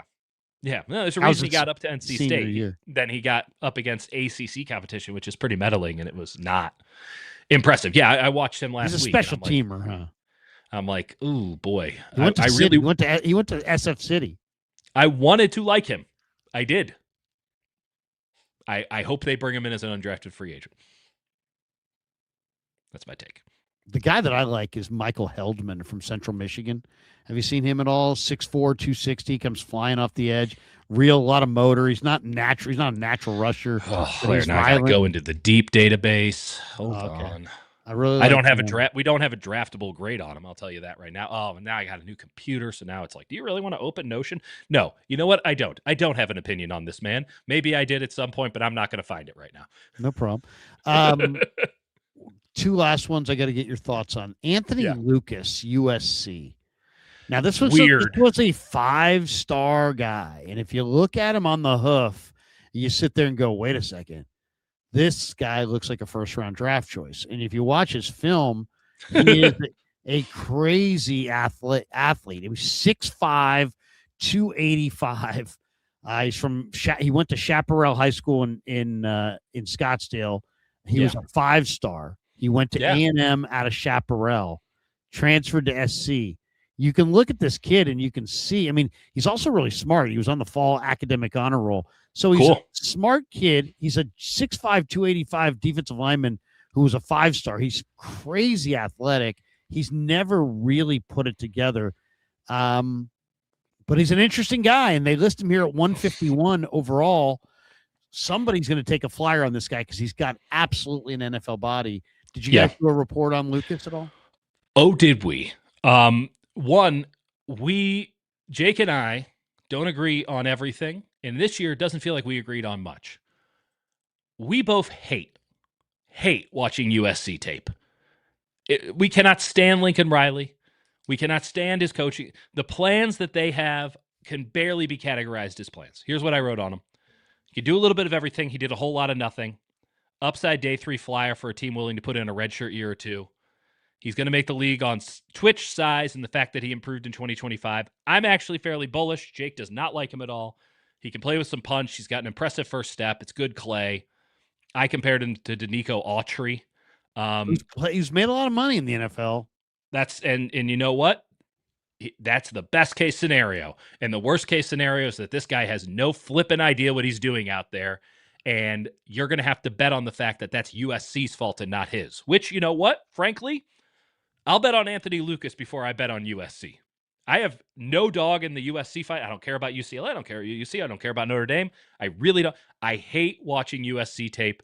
They are so poorly coached that, you know what? Just on principle, someone should take Anthony Lucas somewhere in the 5th or the 6th round and watch him turn out to be really damn good because, again, USC. I'll bet on Anthony Lucas over USC, which is to say that I'll give him just an ounce of the benefit of the doubt, whereas USC gets none. Bigger future. Anthony Richardson at quarterback. Taylon Green at quarterback. Anthony Richardson. Taylon Green. I didn't take very long. You didn't have to think about that. Yeah, because Taylon Green can't play quarterback. There's a reason that he got benched at Arkansas last year for a quarterback who, and I mean this in the purest of forms, sucked so bad. There's no world in which you watch, I can't even remember his name, I apologize. You watch this Arkansas backup quarterback who is just spraying it with no arm strength, no accuracy, just spraying this thing all around, completing like 2 out of every 7 passes. And it's like, you bench Taylon Green for that guy? What's going on in practice where that was a decision that you're like, we should do this? Here's the thing I'll say about Taylon Green. There is a path for him to stay in the NFL for a long time. It is a path that is very near and dear to my heart. It is called the Brad Smith path. And the Brad Smith path. Play tight end, play receiver. Play tight end, play receiver, play special, be a special teams ace, be the Slater from the Patriots of whichever team gets you, because he certainly is an unbelievable athlete. He is clearly playing the wrong sport and he is playing the wrong position. We don't do this anymore, and maybe this is for the best, maybe it's for the worst, but at what point are we going to get back to saying this guy can't play quarterback, we should play him at a different position? Like, I know that we did that with Lamar Jackson for probably intrinsically racist reasons. That was wrong and stupid because clearly that guy can play quarterback. He won the goddamn Heisman Trophy and is one of the great college players we've ever seen, and then won an MVP in the NFL. So, like, yes, that was dumb. The overcorrection to now we're like, oh, Taylon Green can play quarterback. And he couldn't play quarterback at Arkansas last year. How the hell's he going to play quarterback at the NFL level? Oh, he's athletic. We want him back. No, put him at wide receiver, put him at running back, teach him to play corner, put him anywhere but quarterback, and he actually might have an NFL career. But, we so overcorrected, which it needed to be corrected, but we so overcorrected now that Taylon Green is still considered a quarterback when literally he could be anything other than that. If the 49ers, give me Richardson, who at least can, you're going with Richardson. Yeah, I mean, Richardson is going to be interesting. Somebody's going to make a move on Richardson. 49ers have 4 picks in the 4th round. There's talk that Kayvon Thibodeau, Alex Highsmith, and Nick Herbig all potentially could be available for a 4th-round pick. Yeah. If all 3 of those guys are available, Thibodeau, Highsmith, and Nick Herbig, for a 4th-round pick, you can get any of those guys. You say no to all 3, or is there one you like more than the other? I'll tell you right now, the amount of times that I'm watching guys in this draft at defensive end, this is supposedly such a great defensive end class, and I'm like, I don't know, best case scenario, Nick Herbig. It was like 7 of them where I'm like, this guy could be like a Nick Herbig if everything works out, which is to say situational pass rusher, undersized, will try maybe, but can't really do it against the run. So you're telling me that you could take one of these guys who in the best case scenario might be a Nick Herbig, and in the worst case scenario probably won't be in the league for a second contract, or I can just have Nick Herbig. I'll take Nick Herbig. Seriously. Probably Nick Herbig said you could do a whole lot worse. He's a good player. And again, the Niners don't need somebody on 1st and 2nd down. Now, Herbig is probably over indexing on that because I think the reason he's tradable is because he's going to be expensive. And I don't think the Steelers are interested in making him expensive because he was very productive. Right. But if we're just going to go 1 year, I mean, legitimately, like, I don't think Malachi Lawrence is good enough. He's being talked about as a possible 1st-round pick. I have a 3rd-round grade on him. He's 88th overall. The shoulder surgeries are a concern to me. None of these guys can stand up against the run. R. Mason Thomas is barely a top 100 player for me. 240 pounds with short arms. What are we talking about? So, yeah. It's kind of stiff, actually, too. Totally. Like, Romello Height, I compared him to, like, Nick Herbig, even though he's a little bit bigger. So, Romello Height's a little bit more like a Spider-Man. You know, he's got some ability to contort his body to use his hands and get around edge rushers. Yeah. I like him. I like Romello Height more than most. Flash is very high level. Pass rushing is limited, if not at all disqualifying, but he's really good at what he's great at. It's very Nick Herbig-y. So I think I would rather just have Nick Herbig for a year than the gamble on getting Romello Height turning into Nick Herbig for 3 or 4. That's where I'm at. Big Tone, YouTube member. Thank you, Big Tone, for coming aboard. We got this one from Stefan. Would you be upset if we didn't draft a single player on defense, then sign Joey Bosa on a veteran safety? Yes. Yeah, they have to. Come on. No players on defense. This is not a good enough offensive draft for that to happen. I mean, I think this is a draft defense in the first part of the draft, and go for offensive guys that you like. Yeah. In day 3, I think, because it's total flyers there. Yeah, there's good receivers in day 3. Also, like, they're probably going veteran safety anyway. They could take a safety in this class. The safety class is like, it's downs. What do you like, Halsey? Well, I like the 1st-rounders. I'm not the biggest fan of the Toledo kid. If I had to go deep on it, Wisniewski in like the 4th round. Like, I'm not He's not a very physical player. Yeah, but he sees it. He really sees it. He sees it. He definitely was going to pick off some passes. Lewis Moore in the 3rd round is a good player. Okay. Yeah, I don't think that they should go. I don't think they should go safety in the 1st round at 27. I don't think any of them are going to be there at 27. I think Emmanuel or I wanted to ask Lynch today. What you played safety? Would you rather have? Is the future at safety Bud Clark, where these guys are 185 pounds, super linear, but they've got great ball skills? Or is the future at safety like more like an AJ Halsey, who's kind of thicker? Or, is the future at safety kind of like a Kilgore, where you're talking about a guy who doesn't really have feel, but he's got the ability to physically cover as a corner, and then he really hits hard like a linebacker. So, I mean, it's like, what is the future of safety? I'd be very interested to know what John, who played the position, like if John was in the NFL right now, isn't he a weak side backer? Probably, yeah. Kilgore is the one guy who I think you can sell me on for the Niners because he really does need to be in zone and he needs to have kind of clear paths. Man, it's tough. There's a bunch of fine, pick your flavor safeties up until like pick 70, 80. And I do think they're going to go a lot earlier. And then after that, it kind of just falls off a cliff. It does. I like Miles Rouser, and I like the kid from Maryland, Husky. There aren't too many safeties I like to though. It's really kind of a. I'm willing to explore like a Xavier Nkwamba. Sorry, Iowa? apologies. Iowa. I really liked his tape last year, and I felt like he was somewhat similar to like an Eman Wari last year, and then he stayed, and he got worse. So he's not gonna do that. But like he's so athletic that it's like I don't know if you're just looking for somebody to be up by the line of scrimmage. Like let's do this. Larry can name more because Larry spends all of his time worrying about guys who are never going to make it in the league. I try to focus in on the guys that might cut it, which means that I have very few to choose this year. Larry's already gotten me on like 2 guys this year, and I got a goddamn draft guide. My whole thing is that I start looking at deep dive guys. Oh yeah, and I get excited about day 3 guys. But you know what? Somebody should have me running their day 3 because you gotta have that kind of passion for this stuff. Otherwise you don't find them. I'll give you that. One last thought. Lynch today was asked about Aiyuk. Schefter reported that the Niners may trade Brandon Aiyuk during the draft. Yeah, Lynch said it's not a high. Did you just copy and paste that from John, or how does that work? It doesn't seem like it's likely. Lynch said that he's had conversations with other clubs and that there's a chance that Aiyuk could be dealt. Lynch said he's had follow-up calls with teams also regarding an Aiyuk trade. He said not high probability, but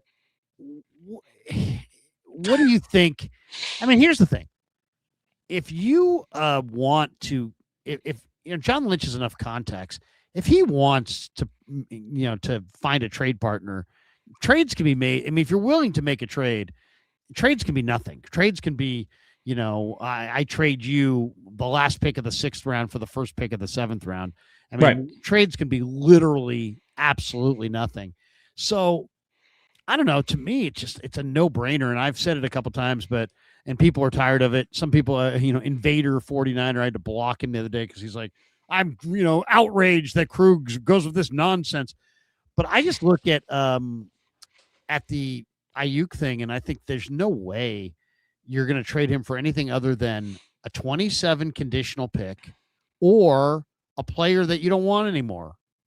Because those are the 2 things those are both nothing. What's the something trades that you get nothing? It really looks like, it's a trade. So it's something, but it's actually nothing. It's the player that we're going to cut anyway, that we trade you, or the draft pick that means nothing because it's really just conditional and it's all, moving around, the option to flip flop in the 7th or whatever it is, nothing type trades. I would say if Lynch wants to make a nothing type trade, he's clearly connected enough in the league where he probably can't. My point is, if they really want to make a trade to keep Aiyuk from going to a place that they think he's going to go, let's just say Washington, I bet you they could probably pull something off, because the team that's going to trade for him is probably going to either renegotiate his deal or cut him if he doesn't renegotiate the deal. So it's like, it's all, and the fact that he's had follow-up calls with teams makes me think that maybe there are some teams that are at least saying, okay, send us the medicals, send us the pictures, send us the video, whatever. But then there's also part of me that thinks that Aiyuk, if he had any ability to play right now, he'd be showing it by running routes, and that alone would probably make some teams interested. He's all kinds of incentivized to do exactly that. He put all kinds of other social media things out there forever, and now suddenly he's doesn't have anything to say. Something tells me that there's a chance that he's nowhere, that he's not going to come back, that's it. That's a wrap, that he's just going to take whatever cash he got and just pack it up and go home. I don't know. I mean, this is one of the weirdest things ever, but for Lynch to come out today and say that he still thinks there's a chance of making a trade on draft weekend, I almost feel like if they don't make a trade right now, they may kind of look kind of silly. And they're going to be not beyond silly. They're going to open themselves up for some criticism. I think let them have it. They will get some criticism, whether they care or not. That's fine. Who gives a shit? Yeah. I'm just saying, they're going to get criticized if they get nothing for him. Well, there's no reason to get rid of him as on a cut right now. You push this thing all the way till the very end, because then maybe somebody gives you something. But clearly, no one's wanted to give him anything, and no one is, because you're right that, you'll have to renegotiate the contract. That requires a conversation with Brandon Aiyuk. Is anyone talking to Brandon Aiyuk? Doesn't seem like it. Brandon Aiyuk's so like you can't make that trade being like, hey, we're about to make a trade, but we need to talk contract beforehand, which is a baseline conversation, though technically illegal, that everyone would have in such a circumstance, right? In the same way that A.J. Brown's getting traded to the Patriots. Everybody knows this. It's just a question of when it can be done for tax, effectively tax purposes with the cap. So June 1, that's going to go down or whenever. Maybe they spread it out a little bit for plausible deniability. But the Aiyuk thing is pretty simple. No one's heard from him. No one's talking to him. And the 49ers are like, well, shit, he's not going to show up to work. I was asking someone the other day, I'm like, what's the worst that can happen by waiting on this Aiyuk thing? People might still call. Someone might do something dumb, but there's no new information. There's no new conversations. And it's like, what's the worst that can happen? And the worst that can happen, we came to the conclusion, is he just decides to start showing up for work one day because he is still technically part of the 49ers. And then the Niners would have to cut him. Then the Niners would have to do something. But seeing as no one's heard from him, he's not posting anything, so there's no, evidence that he's interested in talking to anybody, at least publicly, which is, again, as you pointed out, the opposite of what we were doing mid-season. No one's fearing that he's just going to show up to work one day. So they don't have any incentive to do anything before they have to, because, again, much like, oh, well, he's still going to be on the roster at the beginning of training camp. No, he isn't. He'll be on the bottom of that 90-man list as, did not thing, whatever. And then September 1, before he's owed some money in the contract, if he's still owed that money in the contract, they'll cut his ass. And then good luck to you finding your next team. But they're going to extract a little bit. They're going to extract a pound of flesh or two because he was a pain in the ass to deal with during the contract negotiations. And then he ghosted him. He didn't go full Devondre Campbell, but it was Devondre Campbell adjacent. And we remember how pissed Lynch was about that. And he hasn't played in the league since. So they're going to extract a pound of blood. They're going to make an example out of him. And I don't think they're in any way wrong to do it. If that's going to bring criticism, that's fine. I don't think the people doing the criticism know the half of it because I don't know the half of it. And the half that I do know, I feel totally fine with them extracting it. He changed his mind 5 times during contract negotiations on whether he wanted to be with the 49ers or not. He was flaky then. So then for him to just ghost him mid-season, again, Campbell adjacent. No one's going to trade for him because here's the other aspect of this that I don't think is talked about enough. No one knows what his contract actually is. If you're going to trade for him, you take on his contract. Is that did the 49ers nullify those guarantees? Do they automatically kick back in? Should he get traded to another team? That's what the follow-ups are about. Yeah, sure. Send us the medical stuff, all that, whatever you have, because you haven't seen it in a while. And 2, can you send us the details of this contract so we know what we're working with? Because I don't know what they're working with. I think the Niners have a pretty good idea, but you open yourself up to a PA investigation the second you trade him again because Brandon Aiyuk could just say oh, well, that's not the contract I signed with the 49ers and the guarantees that they nullified. I said I was cool with them nullifying them, but I'm not cool with you nullifying them. It's a Pandora's box. The only way this ends is him getting cut, and the 49ers are keen to drive that out as long as they can. It'll probably be sooner than September 1, but it could be September 1, and I don't think they're in the wrong for that. Whether to me, it's the June 1st, up until June 1st, they're totally fine. If it gets beyond June 1st, that's when I think it's time for them to move on. There's no reason to be punitive to a player. And at this point, June 1st, it makes sense because you're splitting it between argument. 2 years. But that's the key element here. And as long as the Niners get to do what they want to do with the money, that's fine. But then after June 1st, let's let them. Well, the argument that they'll make, or they could make, somebody could get hurt, and then there's somebody might want to trade for them, and this and that. There's they can hold them for possible scenarios. Again, I hear he ain't going to show up to work. He ain't an issue. He'll get asked. Kyle will get asked about him once a week. He'll say nothing new. They'll move on. It won't be annoying enough. No one, somebody might be out they're doing Brandon Aiyuk wrong, and the Niners will laugh at it because it's y'all don't even know.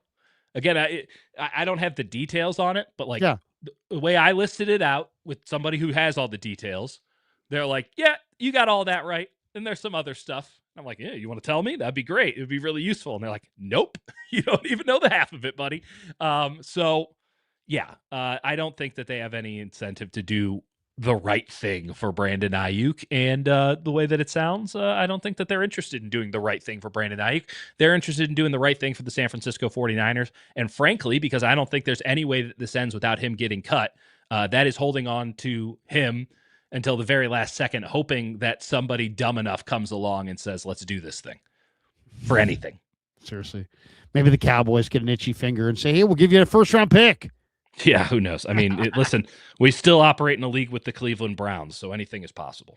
There you go. All right, that's going to do it for us. Thanks to all of our sponsors. Thanks to, of course, Pig and a Pickle for being the title sponsor of the Krug Show. Thank you to Prize Picks for sponsoring the Krug Show as well, and our good friends at Habbas Law. And also thank you, AlamarMarina.net.